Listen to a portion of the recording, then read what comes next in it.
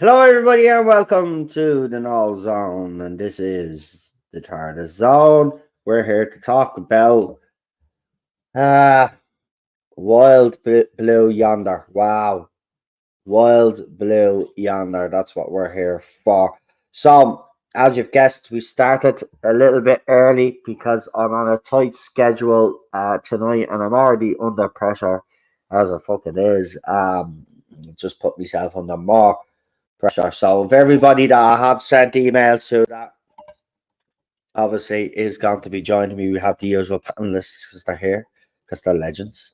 But for the rest of you guys, if anybody else wants to come on, let me know in the chat. But as I said, we want to keep the panelists kind of the same. So if you're on last week and you watched the episode, you're more than welcome to come on. So if you're on last week, you're more than welcome. Come on. I have sent some emails out to other people that were on if they want to come on. Some have said that they don't want to be on this week, so that's fine.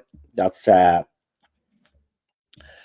everybody's prerogative. Also, I've just noticed that Chris Persia has done a wonderful, actually, thumbnail better than the one that I have. So obviously, when this is over, I'll change the thumbnail because his thumbnail looks great. So I just want to acknowledge the fact that I've got your thumbnail. I will use it when the stream is actually over. I'll put it up straight away. I feel like I'm all over the place today. I'm literally all over the place today. I've had a mad day, but we'll just leave it at that. But let's bring on the panelists because we've only got we don't have much time today. As I said, I have to be out of here roughly in an hour and 15 minutes. So we're gonna have to try get as many people in as possible. So that's why I've sent out emails to let me know. So let's bring on our panelists that we do have join us, and it's the regulars. And of course, this panel wouldn't be the same without royalty. It's the one and only Queen. Hello, and my cold's finally going. It's still a little bit there, but it's better. Fantastic. Well, did you know Piers Morgan had COVID and he actually worked from home and bragging about it? Who gives a shit? I thought you were vaccinated, plonker. Anyway, let's move swiftly on because this stream wouldn't be a stream without our regular second co-host, and it's the one and only ED. Hey, I'm not mentioning the war or what's happening with the Reedy Creek district, so there we go. It's Doctor Who night, you're fine. Oh, okay. So, we got another guest joining us, and this will probably be the panel tonight.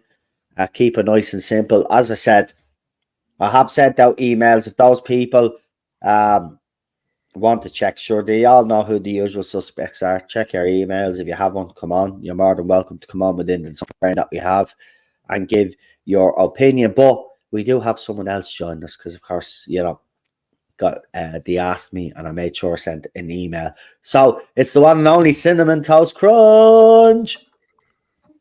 Hey, Cinnamon. Hello, My arm's Cinnamon. too long. Your arms are too long, are they? Anyway. Right. They actually are. So, I'm a very long person. So Wild Blue Yonder made it to our screens on Saturday. And for me, the initial reaction that I seen were people either really liked this, people were very confused by it, or there was people that absolutely hated everything about it. Where I am with this now, after having a couple of days thinking about it, I still have the same opinion that I had on the night. This wasn't as bad to me as the Star Beast, and didn't annoy me as much. And with the CGI, because I know a few people have brought up about the CGI, but when you watch the whole lot, I don't know, maybe it's just the version I watched, but the CGI seemed fine to me. But that's, people are going to have personal differences on CGI anyway. There are people out there that are more expert about it than I am, but to me, it looked fine. Was this groundbreaking? Absolutely not. Did it rip off elements of other episodes? Absolutely. Midnight, God Complex, for example. But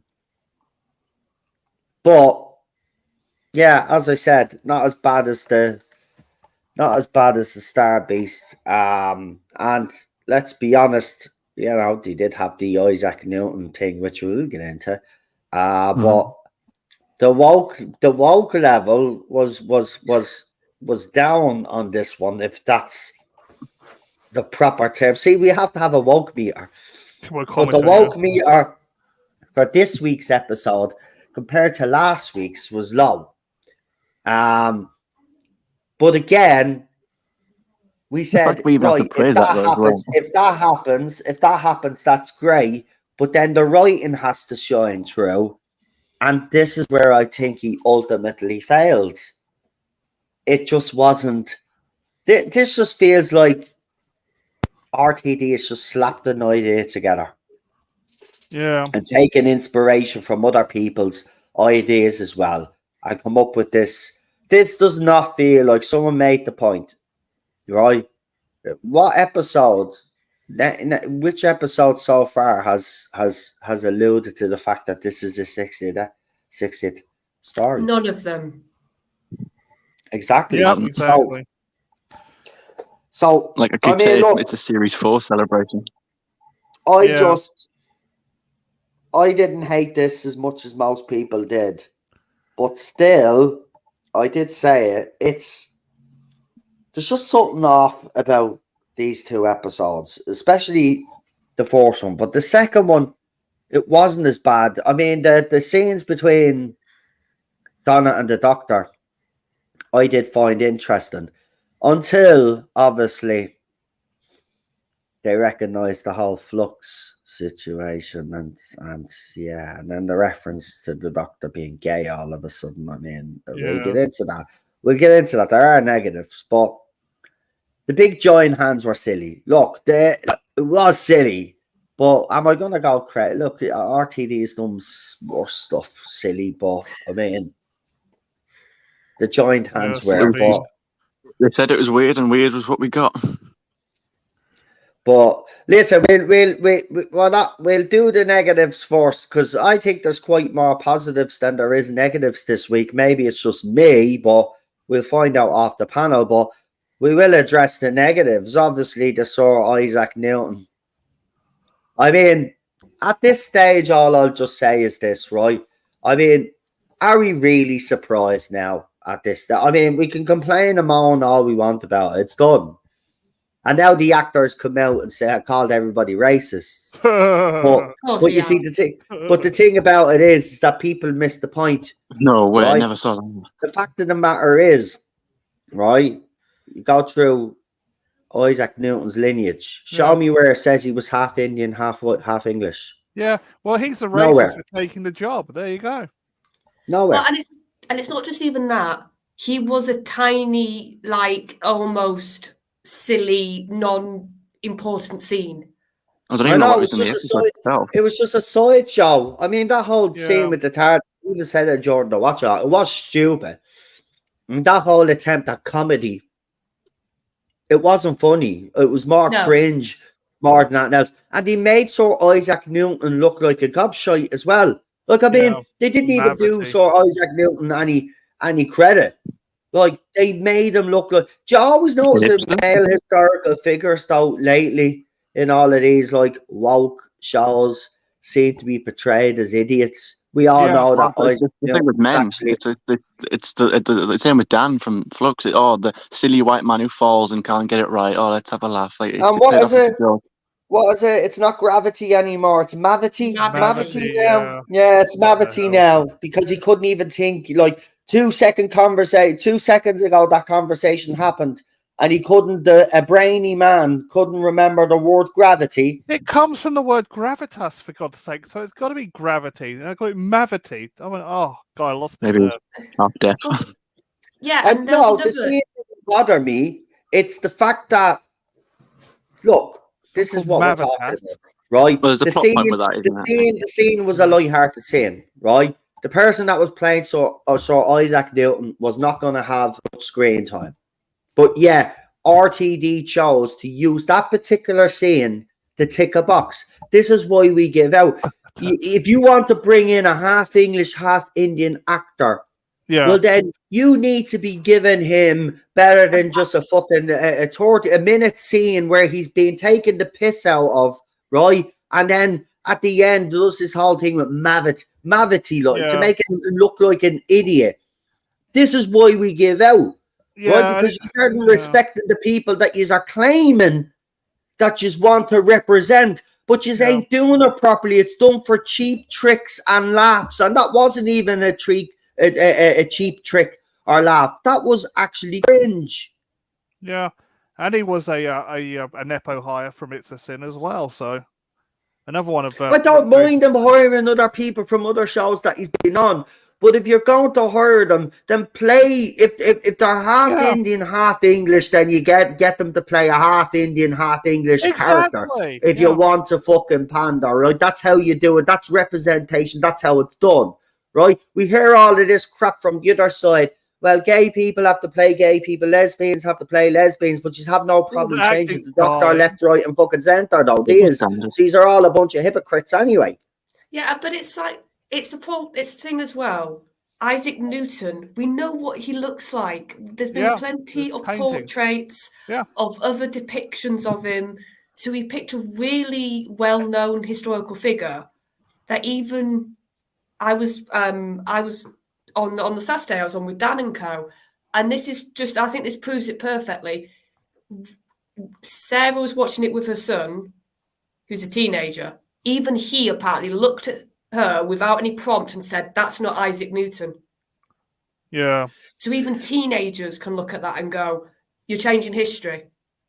But that's another issue as well, right? We could say that they're not the historical figures, and you are right on that. But I think the bigger fucking point here and the bigger concern is that people like RTD, you know, the JJ Abrams of the world, the Alex Kurtzmans of the world, think that it's okay to bring these people in and make a big deal about the diversity and the inclusion, but then give them a minute scene where they're absolutely portrayed as fucking idiots, like, and they don't even give them a proper fucking role. They give them a role they're not even supposed to be playing, because by their rules, right, a white man should have played Sir Isaac. No, we're only going by their rules. That's their rules, right? Yeah, exactly. They said gay people play gay people, Welsh people play where we had even Michael Sheen come out with that crap, right? Yeah. So we play by their rules. So by their rules, Isaac Newton should have been played by an Englishman. Exactly. Right? Therefore, they're the racists. Yeah, they're the racists. Because white Englishman.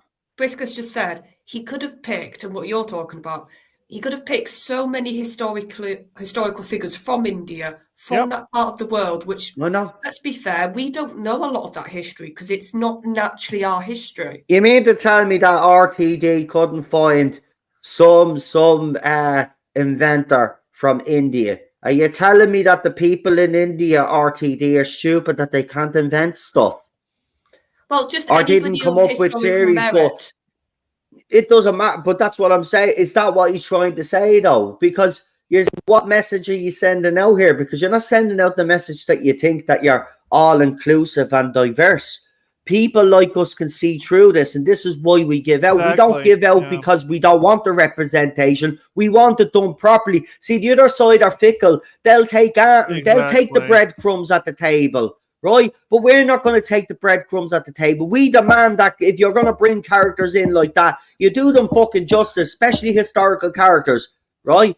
And there's plenty of historical characters from history that you can actually pick out. Black, white, Asian, it doesn't matter where the fuck are from, but you choose all of this bullshit every fucking time, the easy, coward way, lazy way of doing things. They are lazy. And I'm sick of it now at this stage. But that's saying, look, it didn't annoy me as much.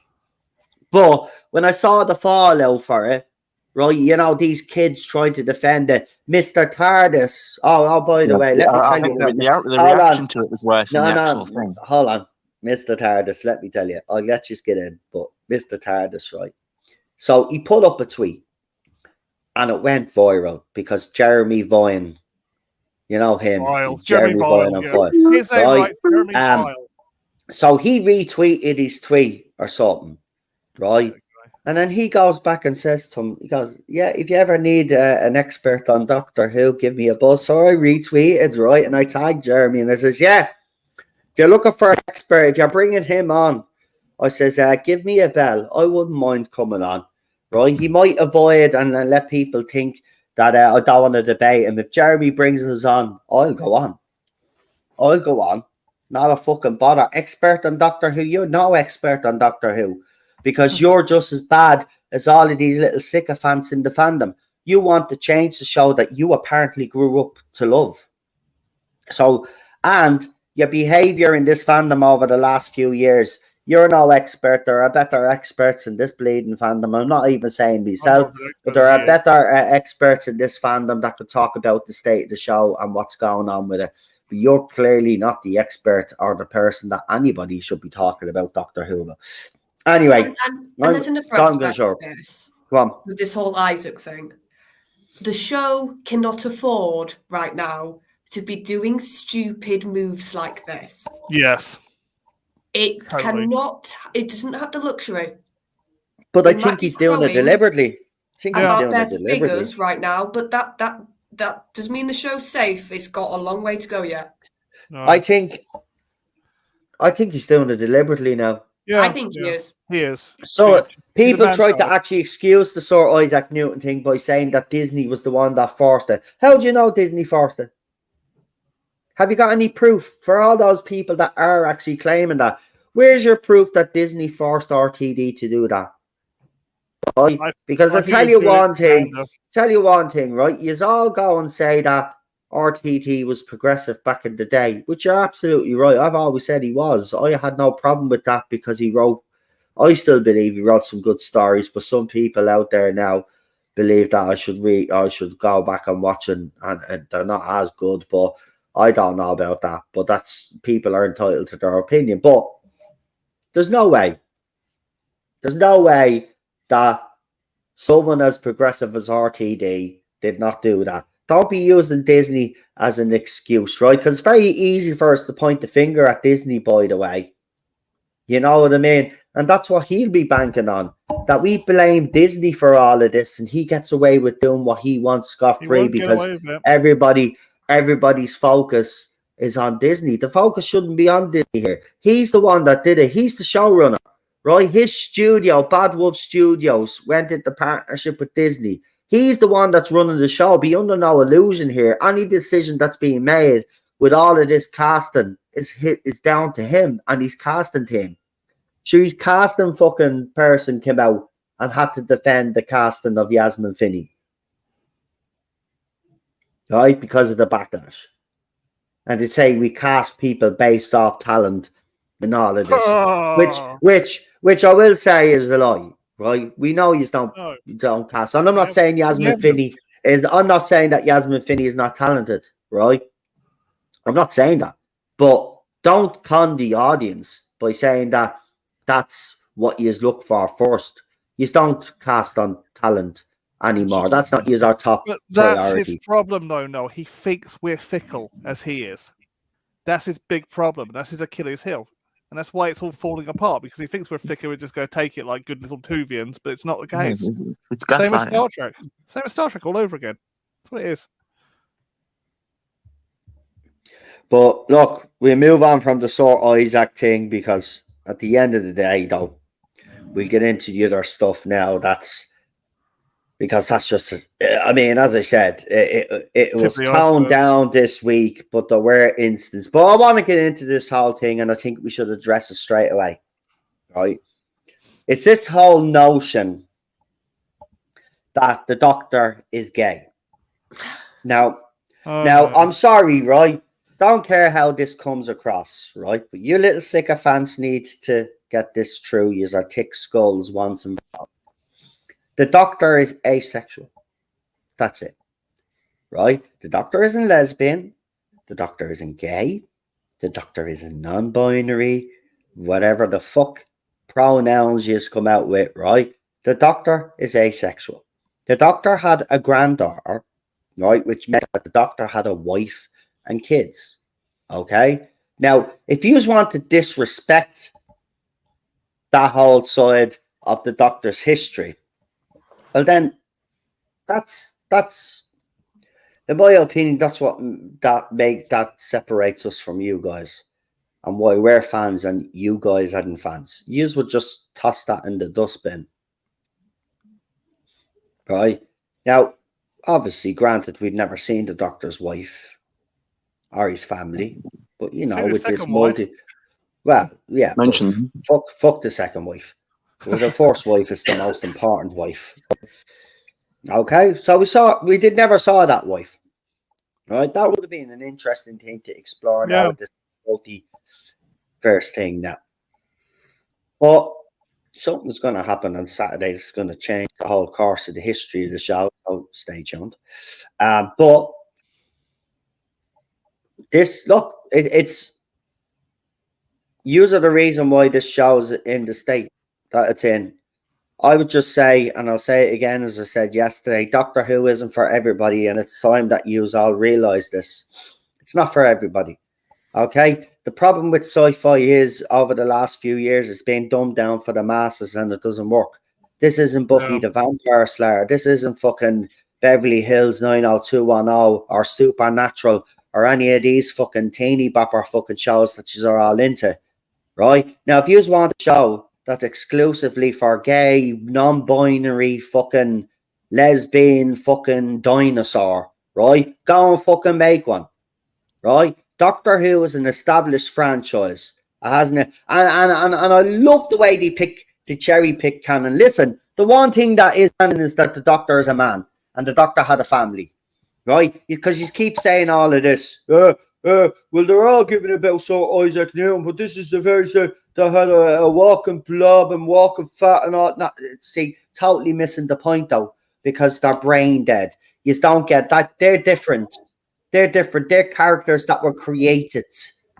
Right? That's fiction. This is a figure from history. Right?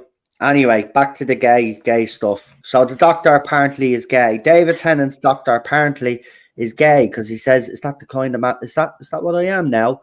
So they're hinting towards it. Shooty's Doctor is definitely gone. I think Neil Patrick Harris. I think I did misinterpret him there when he said he was the first gay Doctor, and I said no, he was talking about Shooty being gay and being the first Doctor. But it looks like Neil Patrick Harris. Because he's never seen the show before. Yeah, he's said that himself.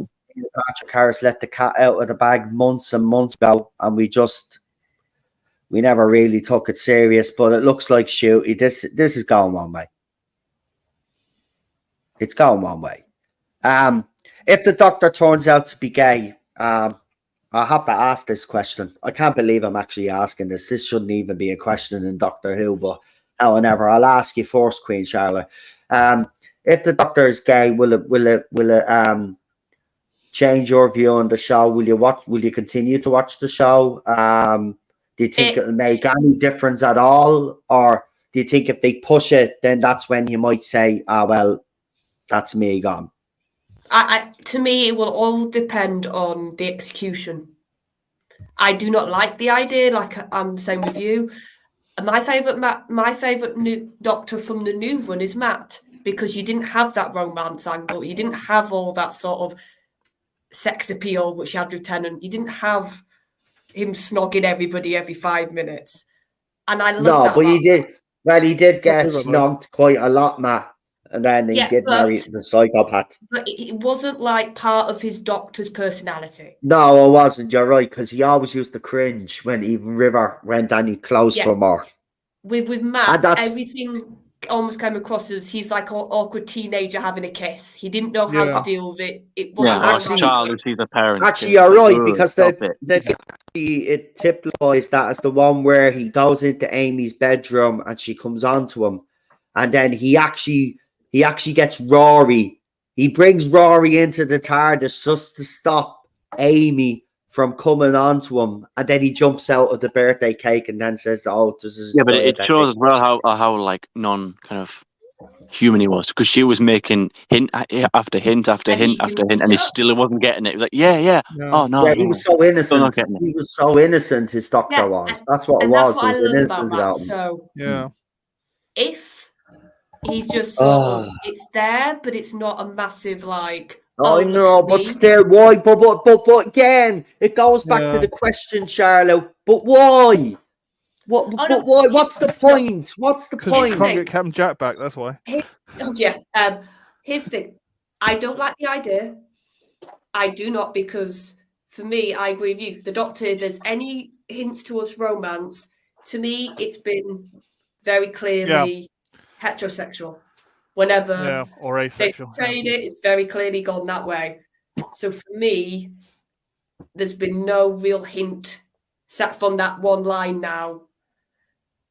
So if it's in your face and abrasive, then that could be my getting out point, because we have now seen in the Star Beast that Russell has lost his edge when it comes to writing some of this stuff. He's very much at current time being, when it suits him, brick to the face type dialogue. Very, very clearly, here's my politics, I'm telling you it.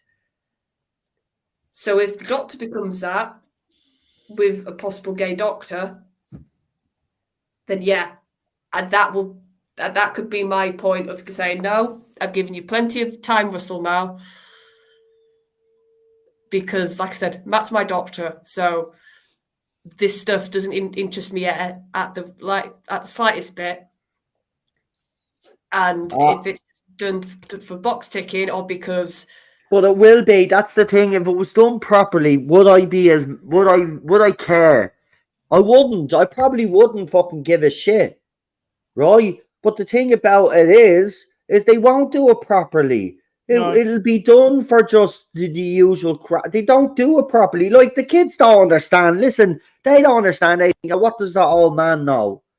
Right? I know the difference between a forced romance, like a forced agenda, than something that happens naturally or is well written. Right? And they're just not doing that. I'm glad that he's like the little breadcrumbs. I mean, even Chris Chibnall threw he is one when he said, well, maybe Yaz kissed the Doctor on the cheek because she didn't get the kiss. And you will take the breadcrumbs. Why didn't you demand? I know I would have hated it, because I was saying he wasn't going to do it properly in the first place, but none of you would listen, right? But why didn't you demand that you get what you wanted, right? Because you've got everything fucking else, right? And then he started pandering to you because the ratings were going down, thinking that you would save him, right? And then you stayed loyal to him. You did. Right? Oh, well, some of you did, because the rest of you start all falling away, including all of us. But you stayed loyal, right? And then what does he do? He doesn't reward you at all. He doesn't. She didn't kiss the doctor. She didn't kiss the doctor, right? I told you from the beginning, right? You needed to wake up to this. You needed to wake up to this shit, right? Right? The original romance was supposed to be between Ryan and Yaz. That was supposed to be the real romance. You can even see in the very first season that they were laying the foundations for that to happen. Okay? What happened then is that after Series 11 had aired and all the shit had went down, they were all on a break, and some fan came up to fucking Jodie Whittaker and what's her face? I forget. I'd say her name is on her Mandip Gill. That there, Mandeep, whatever. Unforgettable, the plank, right? Went up to say, do you know that the fans are shipping you and the Doctor, blah, blah, blah, blah, blah, blah. Then she went back and told them, and he said, we'll play with it. That was the quote from a Doctor Who producer, an executive producer. We'll play with it, right? This is why we give out. They don't do it properly, right? Yes, I still wouldn't agreed with the romance between Yaz and the Doctor, but if they hadn't done it properly, I would have said, do you know what? Even though I don't agree with it, that was very well done, but they wouldn't have done it, right? They half-assed it. They didn't commit to it. They did not commit to it either. It was like, well, it was a waste of time. They didn't like absolutely confirm it, but they didn't not confirm it either. It was an absolute waste of time. That's what I mean. You either go full. Look, if you have convictions about these things, right, which RTD seems to have, and he's just doing it anyway, right? If Chibs had the same conviction, he would have went through with all of that, and he would have explored the fugitive Doctor a little bit more, the lone Cyberman a little bit more, but he lacked conviction. That's what he lacked. RTD right now is just, he's trolling all of us fans now. He's trolling everybody. Right. That's what he's doing. He has just come in and decided to piss everybody off. And for what reason, I do not know. But there is an interesting thing that I was sent today. Apparently himself and Shooty, this is going to be in the next issue, or is in the issue of the Doctor Who magazine. And there was an interesting conversation that Shooty and RTD had. So this is what Shooty said. The scripts are everything. They're intense, they're dark, they're energetic, they're fun and funny and light, but also very dark and heavy. You know, the way he writes, he's dealing with such existential crises and huge issues, challenged in really artistic, creative, sci-fi way. So what he's basically saying there is we've got more of this shit to come, but RTD has done it in a very creative sci-fi way. But hope is certainly something that has been put into these scripts. I was speaking to him the other day, not as an actor, to producer or Doctor Who showrunner, just as Shooty to Russell. We were talking about the world. I was like, I just think it's not good in a good. I just think it's just not in a good place, is it? And I don't think it is going to get any better, Russell. It seems like the human race is kind of useless. All of us, white, black, whoever, we're all kind of useless on this planet. We keep chopping down trees. You've got bloody Suella Braverman chatting rubbish. How are we going to get better? So basically, that little snippet there, and that's all I have. But that little snippet alone shows you exactly what the intentions are for RTD's era coming up. It's going to be attacking the government. It's going to be attacking the issues that are close to RTD and the people that are in his inner circle. And he's gone full tilt with it. And in the meantime, he's going to destroy the show's reputation, but also its canon in the process to do this. So there we go. Rescue mission complete. Well done. Yeah, I'm just going to say, I'm one of these, and you know me. I can't condemn something until I see it. But as a concept, I don't like it. I wouldn't want it in the show. Because for me, it's not a point that would be interesting enough for me to see on screen. I want the Doctor to be going on adventures. I don't want the Doctor to show me their relationships. Yeah, I seen this today. The Christmas special's going to be a musical, by the way. Oh my god. Yeah. It's legit. It's legit, apparently, yes. Yeah, it's been revealed in the issue of Doctor Who magazine. This is going to be a shite show, really. So hold on, right? So Star Trek just recently did a musical episode. Do you not see where this is good? Do you not see what's happening here? Now, guys, now seriously, what's it going to take? What's it going to take? Now, a boycott is too late now at this stage, right? There's no point of boycotting. Look at the numbers go down. It's still going to be dragged through on Disney Plus anyway, right? So boycott is done, right? Boycott is actually done. But something needs to happen. A musical episode for Christmas. It's a musical episode. So they're going to be dancing, singing. A musical episode. And this is... Oh, man, I can already... Oh, this is good. Yeah. The Dr. Gay musical. Oh, but he's doing all the stereotypes, isn't he? Yeah. Oh, I'm telling you, man, this is going to be absolutely cringe. This is cringe. Oh, and the other rumor is that Ruby Tuesday is actually Clara's daughter. Oh. That would work. Yeah, I just thought I'd throw that out. But then I was thinking about it though. How could Clara have a daughter when she went off in her TARDIS with what's her name, Yes, Me or whatever the fuck she called herself. Shielder, yeah. The Shielder, but it was Me then, wasn't it? And it can't be Danny. We would have seen it.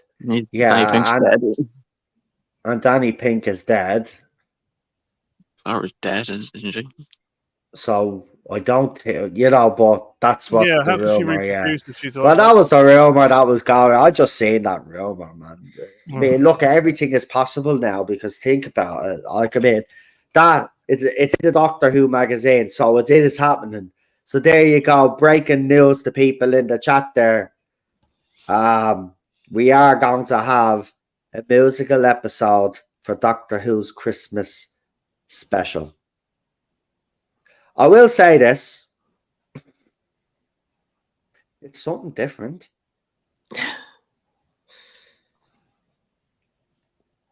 But it's a fine line. This is really fine line. We'll get back to that. We'll get back to that, right? We'll get back to the musical. Right, what time is it? Yeah, plenty of time. Right, we'll get back to that. I'll continue on this episode first. Because I've dominated a little bit there. So I'm gonna pipe down and let you guys. So Charlotte, you were talking about some of the negatives. If you've got any more negatives that you want to get out there, then Cinnamon, you can. Mine's to do with Tennant's Doctor right now, like 14, whatever we're calling him. What about? Yeah, because I had issues with his performance last week. Well, for me, I actually thought it's not performance. I thought we got some good performances, to be fair, of Tennant. It's the writing of him as a doctor at the moment. He's almost been written as like a more timid, lesser version of 10. Yeah, but I think there's a deliberate reason for that, though. I honestly do. I think whatever happened with the regeneration with Jodie Whittaker, if it is a fucking regenerate, but whatever's happened there, I think because there's definitely some of her traits in his Doctor, and I think that's where that side is coming from. But you've seen him when he loses it. He seems to be like the old Tennant, the old Doctor, if you know what I mean, his version. Yeah, but I've been trying to like word this in my head, but it's like I said, it's this constant. I feel like I know we've only got 3 episodes with this Doctor, so probably certain traits are going to be hanging round. Then it was a full series, but the fact that he's still doing, oh, do I do that? Do I say that? It's like, come on, you're the 2nd episode. I don't want you doing the whole "who am I" routine still. I just want you to be your Doctor now and just see what this is. And I'm sorry, he has traits a little bit that he just, when people challenge him, he doesn't do anything. He takes Donna constantly sniping at him. And I'm not saying she didn't do that before. I agree. No, but you are right, because he'd normally snipe back with something. Yes. And I noticed in the first 2 episodes he's been getting quite a lot of stick, but has remained kind of timid. You're right, but in this episode there was one instance where he did actually snipe back at Donna, and I was like, right, yeah, about bloody time.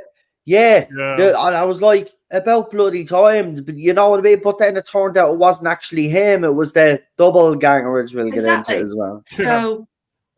Like I said, I'm just missing a bit of fire with this Doctor at the moment. I'm missing a bit of like standing up for himself. He just seems to, at times, just sort of just stand quietly in the corner. Maybe it's because of the regeneration, and it's messed him up somehow, and it's changing him, or I don't know. Like they alluded basically at the end of this episode that he's still like dealing with all the baggage of what happened in Jodie's final series. But I don't think that's a good enough excuse. Honestly, like he should be, like I said, more just like when Donna, like, and that's my other thing with Donna actually linking to this. I understand she would be I remember when it got announced she came back. I was like, she's probably going to be a bit of a reset. We're going to go back to abrasive Donna again because she's lost the memory, she's lost the progress a little bit, almost. But it's getting to the point that I'm like, are you two friends, or are you just here because you want to go adventuring with him? Because she's becoming a little bit now, even I'm seeing it. It's like you can't say anything nice about the Doctor unless it's like a couple of scenes. So again, I just think there's something more going on here, or maybe I'm just giving RTD too much fucking credit now at this stage. But I kind of do. I did like their scenes together, though, especially when the doppelgangers were talking to each of them separately. I did like that scene, and I did like some of the interaction. But you are right; she's not. Yeah. She's not like like Fires of Pompeii is a perfect example, right? She gives him hell for not saving anybody. Do you remember? And she starts crying and all. And he said, just someone. Just so, and then he tells her the whole. Do you think I couldn't do if I could do that? You know, this is why this whole thing of getting rid of Gallifrey, he's not from Gallifrey, actually it should make people even more mad, because that scene now is irrelevant.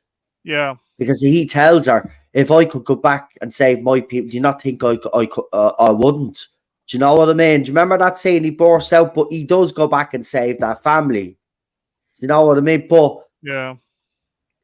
And she thanked him for it. You know, see, that's the thing. You don't get that. She's sniping at him. She is sniping at him all the time. I've noticed that. Maybe it's because maybe because she is a mother now and she's a bit more, I don't know, she's been a bit more hardened because her child was allowed to do what the child was allowed to do to themselves. So now, like, you think about series 4, it was two mates. And like, I can sort of talk this from experience. My best mates, yeah, we can say stuff to each other. We can have little, not even arguments, but little tiffs, as I refer to them. But there's still that, if you were to watch us, we've joked about this with us lot on stream. We can like have an argument and we can say stuff. Yeah, yeah. But there's still that clear look of, oh, they're really good mates. They're just having sort of, I don't know, banter's the right, like that sort of, the good mates, but they can say their mind. And that's what Donna and they had in series 4. Yeah. Now it's just got this little streak in it almost of just meanness. Yeah. Bitchy. Not the fondness that you had before between them. Yeah. And I just think, I think you could have done this, honestly, if this whole idea of them maybe learning each other again, because I think that was a theme in the episode, sort of they've missed a lot of time with each other, so they're a bit different now. That is in the episode, give credit for. But I think if you wanted to do that as a character arc almost for Donna and 14, he doesn't have enough time in 3 episodes to do it well.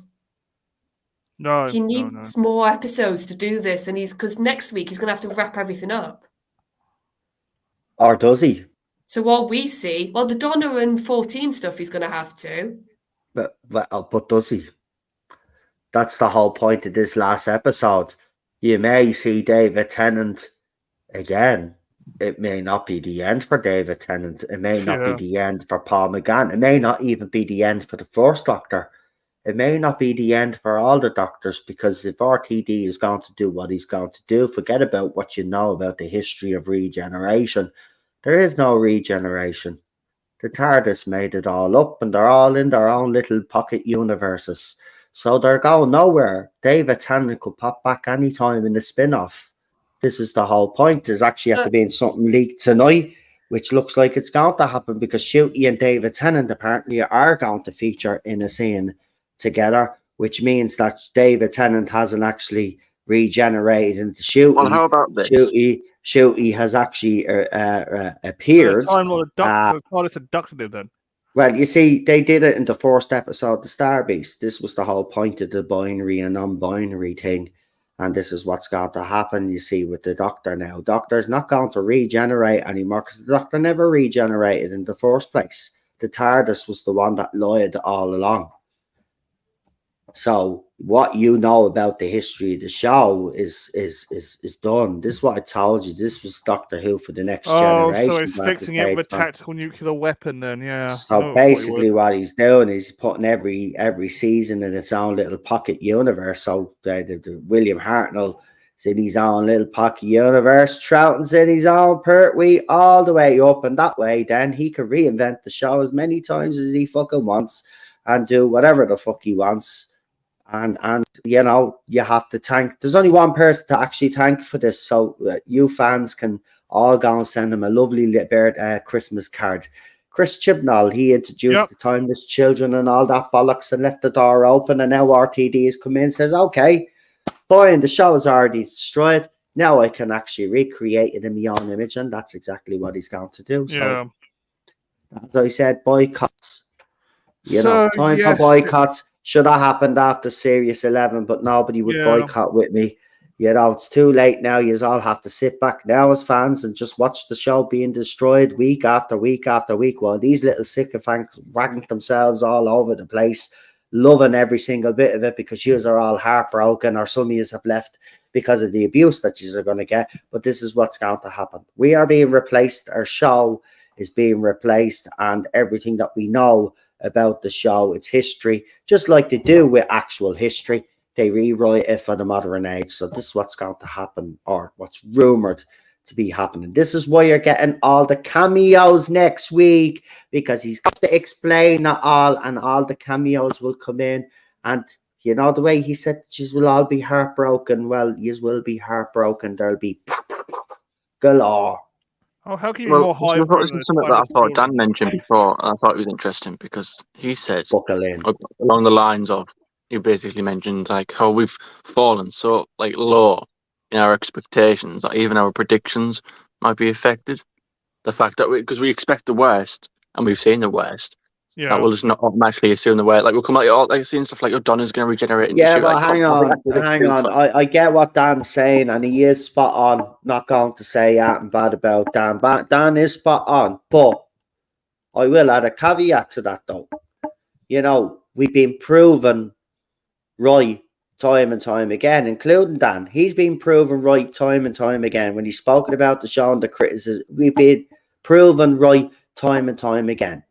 The thing about this is, Cinnamon, is that there's a madness out there. See, Albert Einstein said it. You know, if you repeat the same thing over and over and expect, you know, you get the same. You know, expect different results.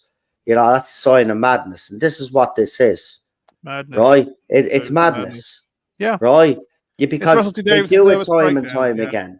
So yes, that's why we think the worst. Dan is absolutely spot on, by the way. I'm not criticizing what Dan said. Dan is spot on, but I'm adding the caveat that they never do better anyway. We've been doing this, the whole lot of us, including Dan, nearly 6 years, like doing our YouTubes and doing whatever we've done. Right? We wouldn't have built up the way we have I'm telling you now, if this show was on good terms and all, and the fandom was on good terms, you know, our channels wouldn't be doing as well as they're doing right now, right? It's because there's chaos and anarchy. Everybody would rather tune in and watch Dan, watch me, watch Rabbi, watch whoever else, Gobstar, whoever else is talking about Doctor Who. They'd rather watch them than watch the show. It's at the loser more ranks, but we'll get into that. Charlotte, have you any more negatives to add before I get on to the other two lads, so we can get on? Because I do feel, but it's my fault. I do feel we've focused more on the negatives, but that's because I've been talking a lot. Sorry, it's just I got a rest now, so my batteries are recharged now. You see, and now I'm on hyperspeed. But I'll ask the two lads briefly if you could just run through briefly so we could talk about the positives, because there were positives. And I want to talk about the positives because we get criticised on this channel for not highlighting the positives. So we will after the two lads get their negatives out of the way. So we'll start with you for Cinnamon. Well, yeah, that's precisely the point, because I actually don't think there was that many negatives, really, in the No, that's what I mean. In the whole total of 54 minutes. Just quickly on the Isaac Newton thing. Yeah, absolutely silly. We've already mentioned that. The tweet that we've already mentioned his name, so I guess we can say it again. Mr. TARDIS. And not just him, but what they're all saying is that how they defend this is that well, Charles Dickens never really fought ghosts, so Agatha Christie never really fought a giant wasp. Yeah. Winston Churchill never really met Daleks.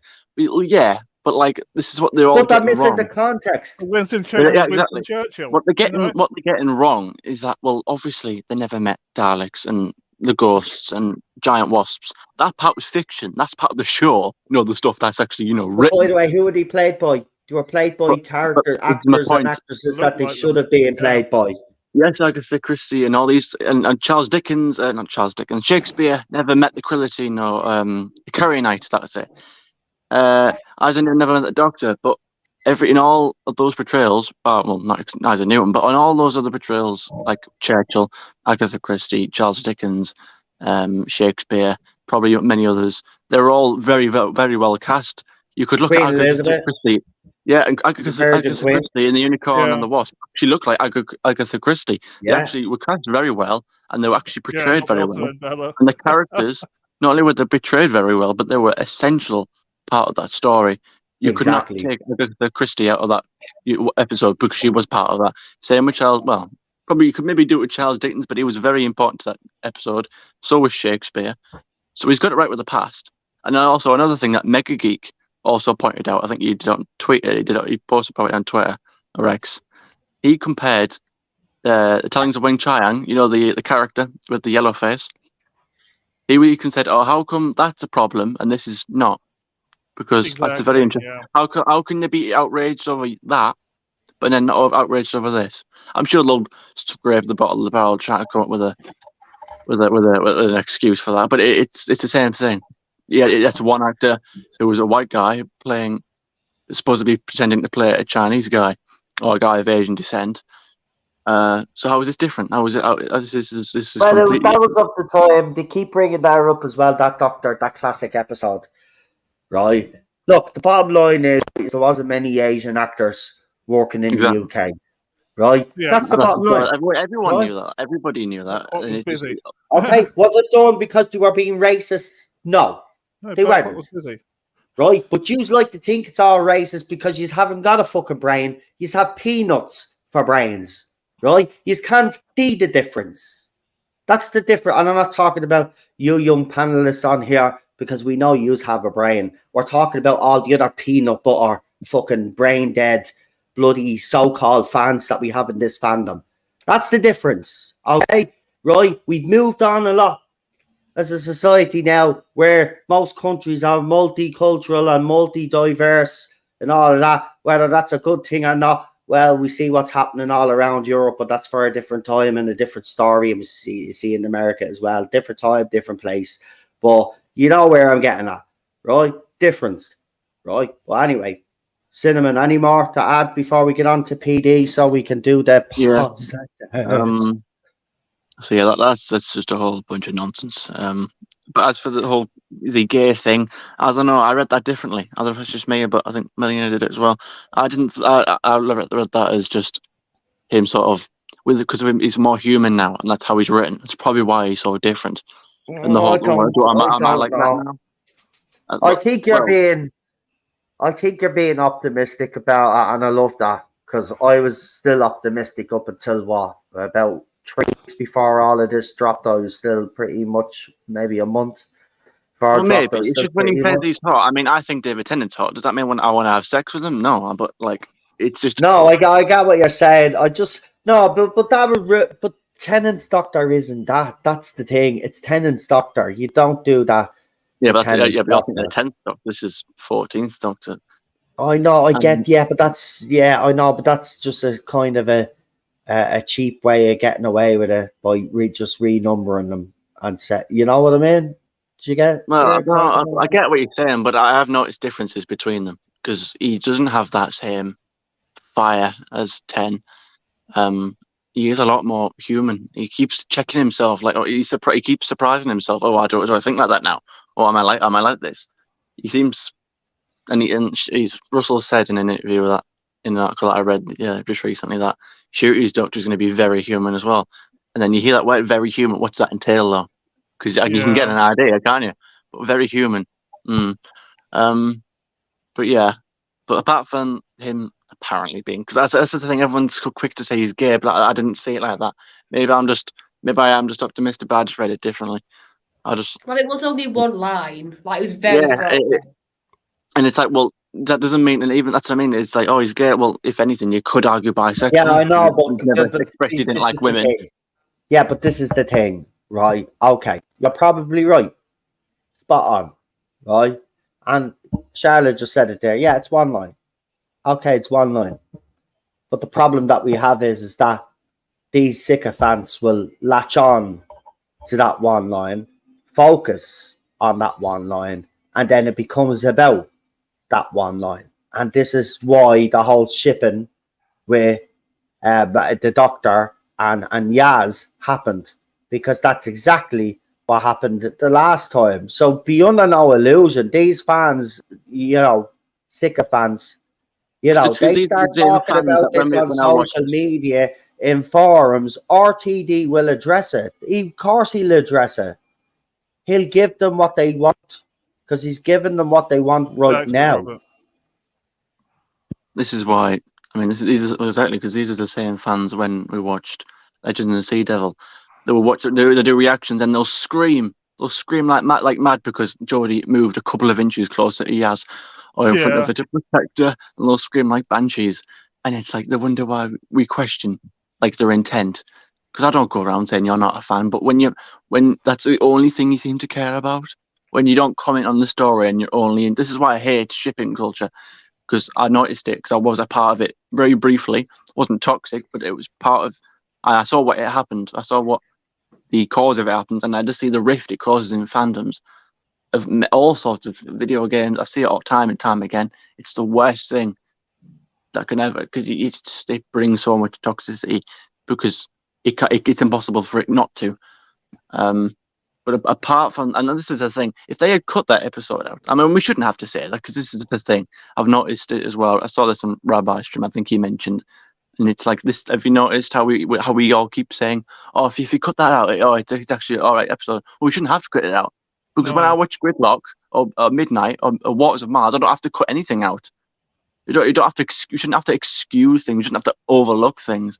But if you were just to cut that first episode saying out, which really has absolutely no connection to the rest of the episode, bar the whole Mavity line, because he says gravity and then he corrects himself later on when he says Mavity. That's the only connection. They should have just had them crash land in that spaceship, and then when Donna says let's go kick its ass, then have the titles cue and then continue it. Because it was literally it was pointless. It was a silly, but like I didn't even realize it was Isaac Newton. I didn't clock onto it. I didn't think, that's him. Only time I only clocked it when he sat down and the apple fell, and I thought, no, okay, that's what they're doing, right? Exactly. Yeah. But they could have just cut that out, and then they have the line, the supposedly is gay line, and then that's it. Apart from that, I actually really enjoyed the episode. I thought it was better than last week. We'll get into that in a minute. Just hold your thought there, because I want to get PD on his negatives real quick so we can get into the positives, because we've only got we're finishing 10 to 8, because I have to switch over and get the stream ready, because I streamed there at 8:15. So PD, if you want to throw your negatives out there, my friend, my good old buddy. Yeah, pretty much what the panel said, but I just turned around and said storytelling is getting lousy for science fiction. As Robert said in the chat earlier, I completely agree. It's turning it back into drama and soap opera and soapy science fiction. It's like this is a bloody science fiction franchise. You treat it like a bloody soap opera, just like Chris Chibnall did. I'm like, for God's sake. And the Doctor being more human now, I can't stand it. So what's the point? He's supposed to be a bloody alien, for God's sake, and he doesn't act anything like it. He acts like Donna Noble's little soy cup beta male boyfriend. It's like awful. I mean, where the hell is RTD going with this? Because I'll tell you where he's going after this Disney collapse. It's down the freaking job center. Okay. Anyway, here's one for you, just real briefly, quickly. We're talking about how this Doctor is very human, yeah? Well, we already had a very human Doctor in the parallel universe. So what if this isn't actually our Doctor at all, and it's the I don't think it is. Meta-Crisis Doctor. Yeah. But why would you do a Meta-Crisis Doctor? Because he's the one that done it, and then do it with this Doctor, because that's what this basically is. It's a mirror image of what maybe the Meta-Crisis Doctor would have been like after the experiences that they had. I just don't get it. But let's get into the positive. Just quickly, my point is, I think we're in a parallel universe. I think we're in Pete's world. I've been thinking that since Flux and Jodie's time and all the Cybermen BS. I really do think we're in Pete's world. The blimps all got shot down, or they shot down because they were too much of a risk, and they dumped all the airports. Well, this is why I think this is the only reason why I think that whole first scene, the whole Isaac Newton thing, was actually the only reason I think that was actually done was for that gravity line, because there's something going on. We saw it with the Children Aid special, the timelines and the canon are rupturing. He keeps meeting people and he keeps changing things. He keeps accidentally changing this, or giving the Dalek a plunger, or changing words. Yeah, you know, like how all the bees are disappearing. This is the new sort of whether it's going to get wrapped up. That makes, see what I mean? Yeah, I've been thinking that makes sense. Right. Anyway, let's get into the positives. But I will start with PD Rich first because it's only fair. We'll start with the two lads first. So PD, and then when you're finished, PD Cinnamon, you just jump in, and then myself and Queen Charlotte then will give our points. So go ahead, PD. Yeah, your positives. I'll just add to that point. Yeah, if it is all a parallel universe, and fair play. I'm going to say fair play, and I'm going to eat my bloody hat. I will literally eat my bloody hat on this one and say, actually, fair play, Russell. That's what I would have done to get out of this situation. But my other positive is Wilf's return for a very brief scene. No, it was just nice to see Bernard's last role, you know. Oh, I got really upset. Oh man, do you know what? Just for that alone, it was worth it. And then to see him right at the again, though, do you know what I thought was very Wilf? Cool, what was very Wilf, right? He's there. The Doctor comes out with Donna, realizes it's his Doctor, right? But he's not quite sure. But then he goes, "Oh, the whole world's gone mad, and there's aeroplanes there's like the shit happening behind Wilf in the wheelchair, right? There's shit in the Doctor. They're all gone crazy. Everybody." And then you just see the play. I thought that was actually very good. The end of the episode, actually, I found very good. But that Wilf. Cameo PD, melted me heart, man. But you could tell he was not well. Yeah. Good old Bernard, giving it his last for the fans. Do you know what? I'll take my hat off, and if RTD's right, I'll eat that same hat. No, in fairness, you know, RTD, you know what? He does these little things, RTD. Yeah. Which I can't understand why he's doing what he's doing now. But that. And it was very proper Wilf. I mean, it was like as if he never left the role. Oh man, it was just so good. This is what I mean. There are definitely beautiful moments of magic in there. Yeah. And I just love when he gets all excited to see him and they go, "But they're all gone mad. The world's gone mad, Doctor." You just, oh man. And so obviously next week's episode, there's a rumor going that he'll disappear from his wheelchair, and then that'll be.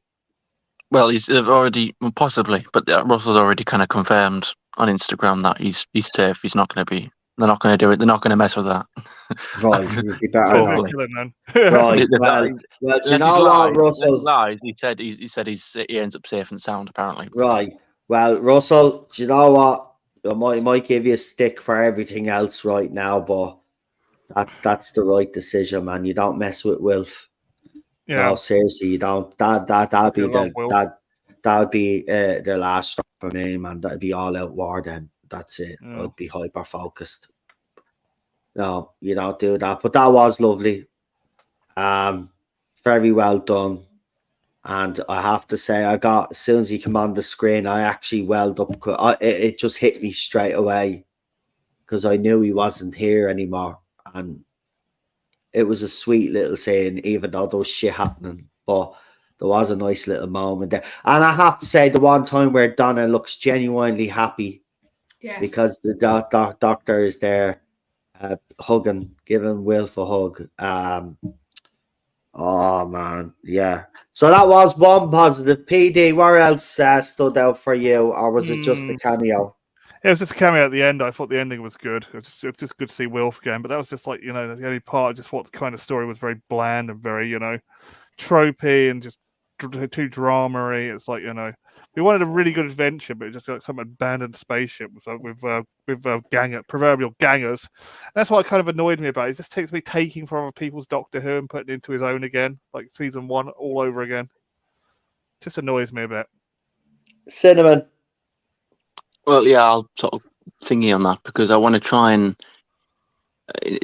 be unbiased as I can. Because if this was Chibnall, I imagine that I'd probably be criticising, saying, "Oh, you're ripping off another idea, or you're trying to take a comic, or it's because it isn't really." I had to think about it because I thought it was original, but now that I think of it, it actually isn't.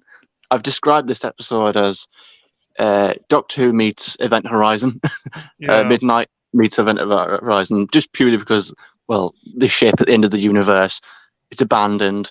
There's weird things going on. Again, that was it. Yeah, it's a bottle episode, so it has to be kind of judged as it is. It is a bottle episode. Whether it should have been, because it is a 60th anniversary, should it have been a bottle episode? Now that is a debate in itself. But yeah, is there a story there? Not a deep one. It is very sort of. Yeah, I mean, it's a very thin. I mean, come on, let's be honest here. I think we can all admit that the storytelling here is very thin. It really is. It's basic. It's like it's a very visual story. It's not there's no sort of deep themes. Well, there is it's a very visual. It's kind of it's the story is told by what you can see, I think. And I really like the sort of the first kind of quarter of it where they're talking and you see it, like the shot from the grate looking through is a sort of like there is a sort of like angst building up, and I quite like that. That kind of that was what gave me that feeling that this is Doctor Who again in that moment. Which, to be fair, I will admit I got that for the whole episode because I did enjoy this one a lot better than last week's, and I even liked that last week's. And I think this one give Tennant, because I will agree. Yeah, he has only got 3 episodes, and Charlotte's absolutely right. He hasn't really got like a lot of there. Last week he wasn't even the main. Well, he was the main character, but he didn't really get a moment to shine because there was just a lot of characters last week, and he was kind of overshadowed by Beat the Meep because Beat the Meep stole the show really. This episode, with it being 2, I think they did well. I think it didn't run well. It's not. I wouldn't say it's similar to Heaven Sent, but how there was only 2 characters really. I think they did well to have the episode just be with really 2 characters, and then Wilf at the end really. Not even counting Isaac Newton, but yeah, I think the pace of it. I thought the direction was fantastic. I thought I think a lot of people are talking about CGI. I thought the CGI was absolutely brilliant. That shot of when the spaceship or the camera drone or whatever is exiting the ship, and you see it pan around the ship, and there's no star. It's all black. I thought it generally looks like something out of a movie. It was that good, I thought. I don't know what it is. Maybe on wherever people are watching it around the world are probably having issues with their screens or the definition that you are watching it in. Because I'm with you on that. I mean, even the copy I saw, the CGI didn't look bad to me at all. But I'm no CGI expert, but I was blown away by that scene as well. I got to be honest, that spaceship in the deadest space, like that was a great little shot. You could tell that this is bigger, and the budget is bigger. It really does show. But it is a basic story. But for me, the issue with it is it was a little bit too long. 54 minutes, like it didn't need to be 54 minutes. 45 minutes again. this would have been perfect. You shave. I think this is 10 kind of minutes the off. reason I like it so much, because this is my episode. I've routinely said that I always like those darker episodes, the scarier ones, the deeper ones. That but I don't think this was scary though. I know a lot of people out there have said that this is scary. I mean, Midnight is scary. I wouldn't think it was scary. Scary. It was creepy. This was and more a bit like it's a psychological thriller. Psychological thriller. It was definitely scary. Like Midnight is scary. This isn't really that scary. It's weird and freaky and strange. Definitely that. I like the concept of the villain as well. I thought that was quite cleverly done. How it's like a villain that's not really from our universe. It's trying to adapt. It's like a shapeless creature. Similar again. It reminded me of Midnight. How it was a sort of like it wasn't a physical creature, but it was a creature that sort of interacts with physical things, like it learning how to speak, then synchronizing, then copying and speaking at the same time, and then synchronizing again and moving on to the next stage and speaking ahead. I like how this one is like trying to understand the shapes of bodies and getting it wrong. Like when he took his tie off and then he didn't realize, like, oh, when I take it off, it still stays there. It doesn't disappear. I quite liked all that. I thought it was kind of funny when he bends around backwards. Kind of looks like his head's popping out of his ass. No, but that again, that visualization. I know you're laughing at it, and the other fans would be laughing at it.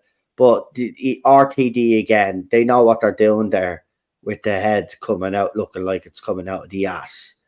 You know what I mean? Everything that they do is vindictive. But I did like that. I did like the interactions with the double gangers, if that's what you want to call them, myself.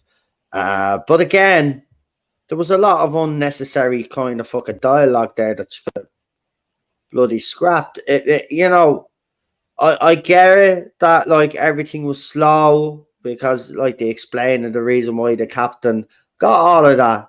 I mean, you didn't need to be Albert Einstein to kind of fucking figure it out, but like, you know what I mean? It wasn't, look, to me, this would be an average episode in the RTD era. It'd actually be a filler. And again, you know, 60th anniversary. Is this a 60th anniversary? No, not really. I mean, I like this one a lot better than last week's, definitely. Yeah, it was less offensive last week's. I mean, last week's one, I mean, even still. It's funny as well. I've seen some people from the other side, I guess you could say, and they I've actually seen a lot of the other side actually hate it, and I think I sit there and look at and think to myself, are you just saying that because it's generally a bad episode, or is it just because it's too complicated for you?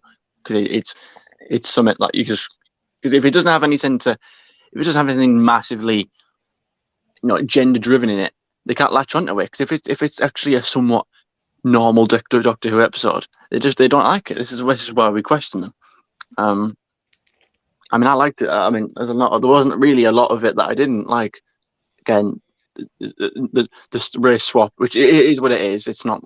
No, I mean, all that aside as well, I'd agree with you. Just for me, I think the pacing was off. The pacing was just a bit. The whole gay line was a bit taken out of context, but I mean, I don't think that was taken out of context. But we can agree to disagree on that one. I don't. I think the reaction to it was worse than what it actually was with the whole Isaac Newton thing.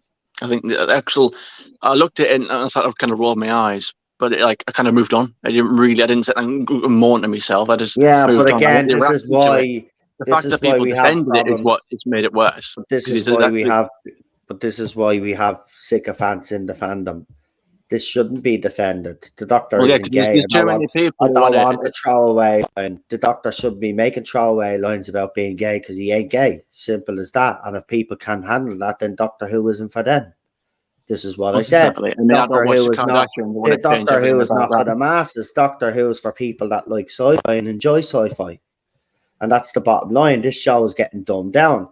This is why, even though we're praising this episode, right, we're still saying it still lacks that quality. It's not top tier like we have been used to with Doctor Who. It has to be dumbed down because, as you said yourself, as soon as they give you a relatively normal Doctor Who episode with hardly any pandering in it, they don't understand what's going on. They start complaining and moaning about it. So then the showrunners and the producers say, oh, we got to pander even harder. So they'll pander even harder to them, and then they'll keep shilling. And then we keep complaining about how the show's getting even dumbed down even further. Should give them a throwaway line. I'm sick of this bullshit. Right? The Doctor ain't gay. If you want to have gay characters in Doctor Who, bring them on. Right? Develop them well. Yeah. Give them a back fucking story and people that we can fucking relate to. It doesn't matter that they're gay. Right? Shouldn't matter who a person is. We all relate to someone in some way or another. We can relate to that person. Right? That's what a character build is supposed to be all about. So I'm sick of these throwaway lines. Right? Throwaway line or not. At the end of the day, the reason why there is a reaction is because fans know it isn't a throwaway line. It leads to something now. And it will lead to Shooty's Doctor being gay. I truly do believe that Shooty's Doctor is going to be the first gay Doctor. I really do. I actually do. I'm convinced of it now that it's going to happen. I'm convinced. But it's ironic as well because it's coming from these people who are claiming that he's from a Time Lord race that's so advanced beyond our views on gender, ideology. But then they keep labeling the stuff. So if they keep saying that he's so advanced beyond us, why are they so quick to label him this and make him this and have him like that? Doesn't make sense. Anyway, we'll let Charlotte get her piece in before I have to wrap up. So Charlotte, what did you enjoy about I mean, it doesn't sound like we've actually praised this episode at all, but we have. It's the other stuff that just gets in the way. But go on, Charlotte, let everybody know what you liked about. I'm like Cinnamon. I actually quite enjoyed this watching it. Once you got past stupidness, that's all I'll say, and you actually got into it proper. I like that it was a mystery again. That you sort of had little clues and you had to sort of work out. Like, I like that bit when they got separated because you had to work out, is it a double? Is it the actual Donna and Doctor in this scene? You had to sort of second guess almost what you were watching. And I like it when Doctor Who does that. And I think also it, like I said, it allowed Tennant and Tate to actually have some really good scenes, which I felt like they didn't really get in Star Beast. Catherine got some good scenes in Star Beast, but Tennant got nothing. So it's nice for him to finally get some, whether it was the scene when, it reminded me of old Russell dialogue when he's in the hydro chamber, whatever it was. And he tells the story to the double of maybe they'll find the TARDIS and they'll worship it and then they'll think it's a god and then they'll forget about it. Like that sort of Russell dialogue where it's this sort of lovely image while he's speaking. You could imagine the TARDIS being found by some group, not knowing what it was and worshipping it, then building around it and then forgetting about it. That sort of dialogue, I thought, wow, that's old Russell. It made me think of old Russell. And when like Donna was talking about, I wonder if they'll keep coming to that alleyway. But Wilf will keep coming because he's Wilf. And like that was a lovely setup then for the scene we got at the end. Because it proved her point. He's loyal. That's what we adore about that character. I understand why the stuff about the Timeless Children's annoyed fans. I completely get that. But I actually like the fact that more for a character reason, we all said at the time, God, Jodie's Doctor's shown no reaction to what she's just done. The whole half the universe has been destroyed. Mm-hmm. And it was just like water off a duck's back for that Doctor. Nothing affected her. You didn't see any change in her. Actually, we saw guilt. Yeah, with David's Doctor, that was actually. But then I kind of was saying to myself, though, Charlotte, why should he be the one that have the guilt for her behaviour? In an ideal world, I completely agree. That should have been Jodie's Doctor's sort of consequence. But actually to see that actually there is guilt there and he's not gotten over the whole revelation stuff, which got hinted at the end. I think that's nice to have a bit of depth back with this character. That's what I appreciated. It shouldn't have been for this Doctor. I completely agree with you. But it's nice to see it because you can see he's blaming himself. It's got him and it gives it a bit of depth again, which is what this character's needed desperately. So the fact that Russell's done it Would that explain the whole reason why then that this doctor is a bit more compassionate, a bit more human, doesn't fight back because he blames himself? No, because I think there's a difference, personally for me, from feeling guilt to an action to having no fight personality-wise with a friend. Right. Like if he got faced with a situation similar, then yeah, I would buy him backing down a lot because of that guilt we now know about. But when it's your best mate, you would bloody fight back. You would say a one-liner back. That's my issue there. So yeah, it was good mystery. I think the effects on the ship were brilliant. I think it was lovely to see a proper realised ship, not just here's a bit of a scene that we've made to tell you it's a ship. You got to imagine the rest of it. It was nice to actually see that realised. And I agree. I wouldn't say this is a scary. The creepiness, I think that it did well with creepiness, actually. That sort of underlining something's following them, something's there, you don't know what it is. And then once again, you got that whole "can I trust you" aspect later on, which I thought was quite well done. And it was nice just to have a setting also that was so undomesticated. It wasn't Earth. It wasn't down the street we've all seen before. No, I agree. It wasn't like, oh, here's a house. Do you know, like Russell Not Bradford or Sheffield. Bar and the meat stuff in that first episode, it was very sort of, here's a street, here's Camden Market. It was all very human, earth-based stuff. So I appreciated getting something completely out in space, edge of universe, like that shot when they're looking out and it's black. Yeah. That's what Doctor Who should be exploring. That stuff, that sci-fi concept, that sort of, we can go anywhere with the TARDIS, we can do anything, let's go, let's actually do it, not just stick to Earth in the 2000s. Like, that's what I want Doctor Who to go for in the future now. It needs to broaden its horizons. So this is a little hint towards that. I'm happy, and that's what I want. Yeah, so those are the main things I really quite liked. And Cinnamon, I think if I was to advise anybody, I would say don't even watch the Star Beast. Watch this one. I would agree with you on that one. I think this should have, but I said this when I was watching. For the life of me, I can't understand why this wasn't the first episode. Yeah, because he wanted to set up Rose. I get it, and there's a reason why the episodes are in order. But in reality, this should have been the first episode. Maybe we would have been looking at better ratings, but then the Star Beast would have came along, and I think it would have nosed off.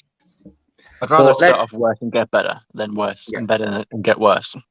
Anyway, I've got 15 minutes, so I've got to get you to do our ratings. Oh, make sure you read Christian's super chat. I will do that just after everybody gets their.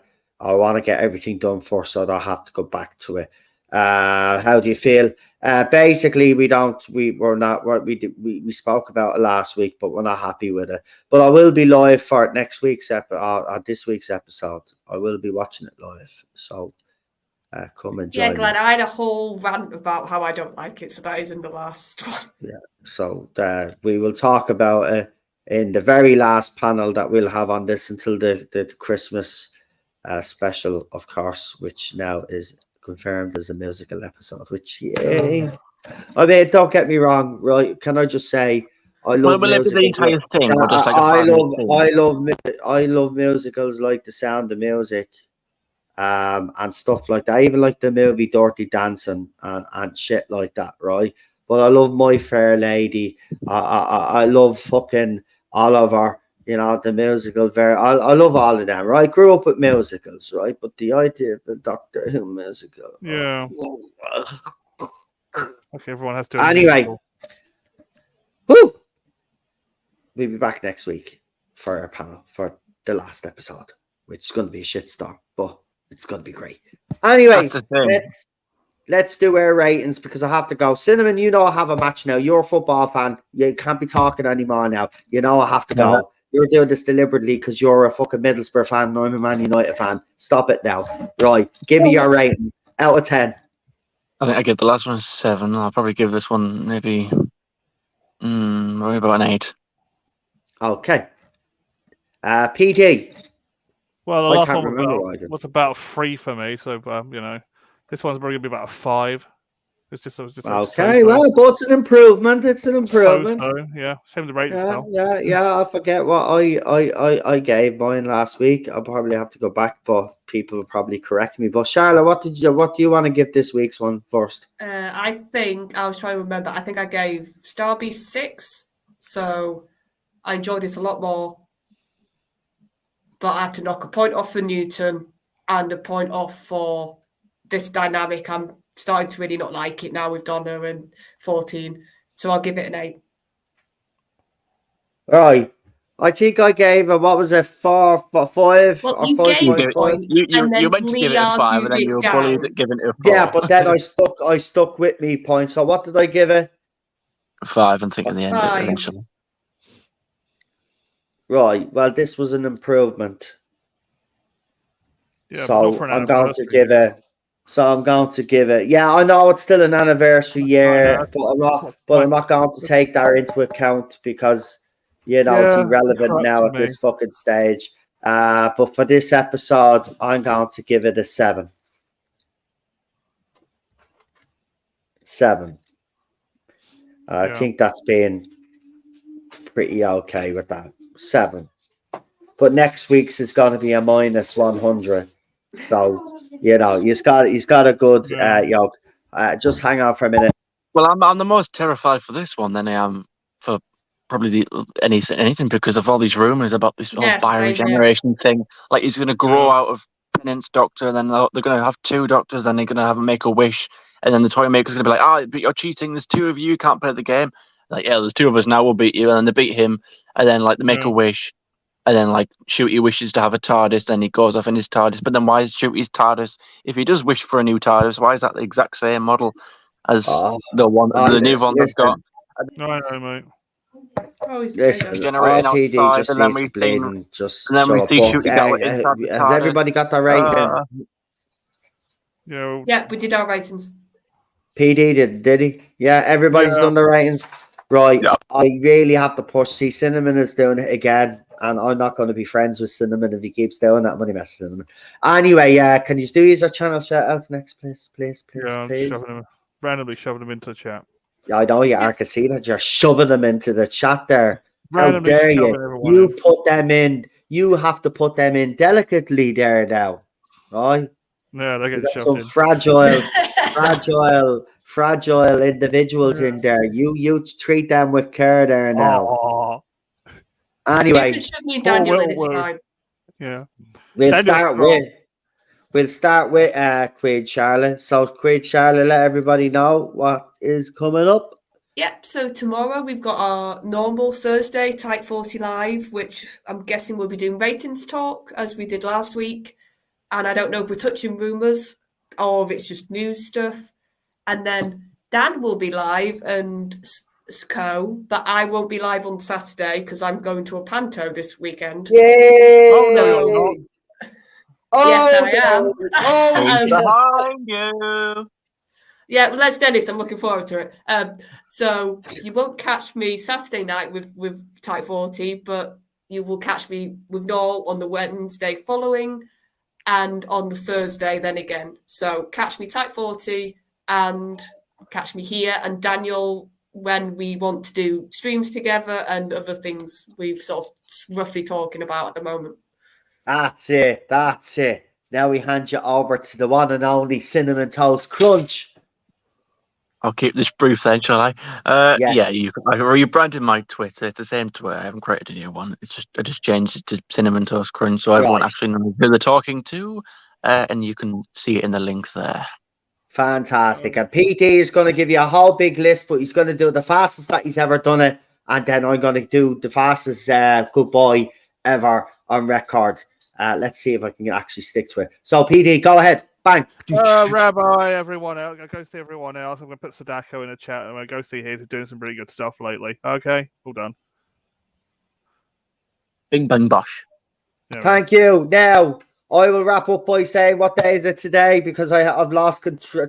Wednesday. Right, it's Wednesday. So tomorrow's the movie zone. Yes, it is. The movie zone's coming back. Right, so it's definitely swordfish this time. Listen, if I don't come back, you can all jump me down anyway and beat the shit out of me. Okay, but yeah, Thursday. To do that. Yeah, Thursday movie zone. Friday is Friday night contact, but the way it's working out is I don't know who's going to be joining me at this stage. It's normally just me and PD Rich now at this stage, but we'll get something now. I won't take Friday off. I will actually come on and do a stream. What's Saturday? Yeah, Doctor Who is Saturday. Yeah. Come and join me as we watch our show tragically being destroyed and me cry into the monitor, absolutely heartbroken and distraught. So that'll be this Saturday to watch the meltdown of me and my downfall, probably. So come and join me for that. And then I'll tell you the rest of the shit. Classic Who on Sunday. We're going to do the story that we should have done last week because, again, I need to take a break. But we will do it and we'll get everything done. That's me done. I'll say goodbye to you all. Now you can all feck off. Oh, one more thing. Sorry. I've got a super chat to read. So the Legend of Traveling TARDIS for 5. Thanks, Christian. Thank you. Question. What makes these two episodes 60th anniversary? Tom Baker said Doctor is asexual and 12 told Bill TL are above sex. How does any of this work? It doesn't work anymore, mate.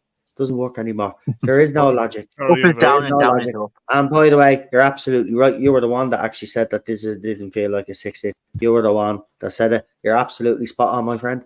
I will see you next week for our panel as well, our stream as well. That's it for me. You can all now go and feck off now off to use a fire and get yourselves all cozy, wrap yourselves in a blanket and enjoy the rest of your evening. I'm off now to stress about Manchester United. So goodbye. Bye-bye. Au revoir. Bye-bye. Stay crunchy. Right up. Yes.